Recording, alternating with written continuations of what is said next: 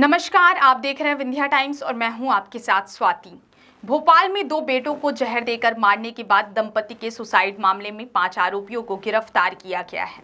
Suicide करने वाले insurance agent Bhupendra Vishwakarma के बैंक ऑफ बड़ौदा के खाते से भोपाल में यस बैंक के एक खाते में 95,700 रुपए ट्रांसफर हुए थे। इसी बेस पर पुलिस ने गिरफ्तारी की है। खाता धारक और यस बैंक के कर्मचारी समेत 5 लोगों को 1.80 लाख रुपए कमीशन मिला था। पुलिस अब उस आरोपी की तलाश कर रही है जिसने कमीशन दिया था। एक टीम दिल्ली भी भेजी जा रही है। पुलिस ने 38 दिन की मेहनत के बाद भोपाल में रहने वाले इन 5 आरोपियों को गिरफ्तार किया है। इनमें एक कारोबारी और बैंक कर्मी भी शामिल है। आपको बता दें, 23 दिन पहले इसी केस में राजस्थान के टोंक से खलील को पकड़ा गया था। खलील फेक बैंक अकाउंट जालसाजों को प्रोवाइड कराता था।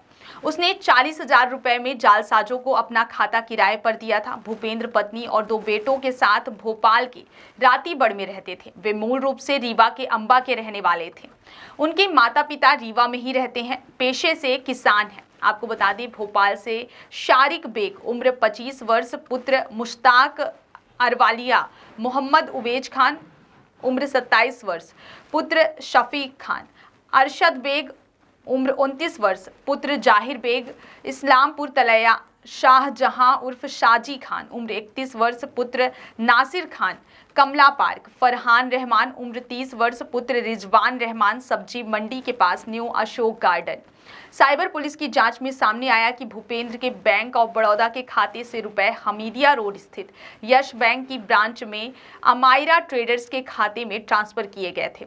इस खाते में 95,700 रुपए ट्रांसफर किए गए। अमायरा ट्रेडर्स का प्रोपराइटर शारिक है। शारिक को हिरासत में लेकर पूछताछ की तो 4 और आरोपियों के नाम सामने आए थे। शारिक से पुलिस पूछताछ में सामने आया कि शाजी उसका परिचित है। उसने बताया था कि टेलीग्राम पर एक ग्रुप से वह जुड़ा है।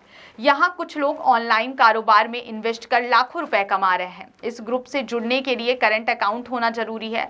शारिक ने शाजी के कहने पर अपनी फर्म के नाम पर अकाउंट खोलने की सहमति दी। शाजी का दोस्त उबेज है। उबेज ने भी यश बैंक के कर्मचारी फरहान से शाजी की पहचान कराई थी। फरहान ने अमायरा फर्म के नाम पर अकाउंट खोलने के पहले फील्ड इन्वेस्टिगेशन एफआई फर्जी तरीके से की। जब इन्वेस्टिगेशन की गई तब शारिक की दुकान पर सिर्फ टेबल रखी थी। बाहर एक पोस्टर लगा था। जांच के दौरान शारिक वहां मौजूद भी नहीं था। इसके बाद भी बैंक कर्मी फरहान ने करीब 10,000 रुपए की रकम को लेकर पॉजिटिव एफआई कर दी, जिससे यस बैंक में खाता खुल गया। अरशद बेग आरोपी शारिक का रिश्तेदार है। दोनों दोस्त भी हैं।